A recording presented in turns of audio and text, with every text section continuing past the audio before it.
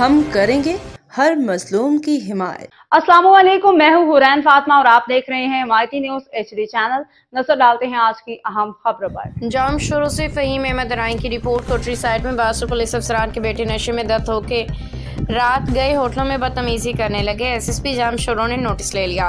Rice नवाब खान रंद की खुदाजी बस्ती में Shahbaz hotel में रात के वक्त शराब के नशे में धुत कुछ जवानों ने अमले से बदतमीजी की, होटल की तोड़फोड़ की और पुलिस से फरार हो गए। बस्ती पुलिस ने तमाशा देखा और बताया गया कि ये नौजवान कुछ पुलिस SI के बेटे हैं जो सारा दिन इलाके में शराब के नशे में धुत रहते हैं और बदतमीजी करते हैं। DIG हैदराबाद और SSP जाम शोरो नोटिस लें और इन बदतमीज नौजवानों के खिलाफ फौरी तौर पर मुकदमा दर्ज करें।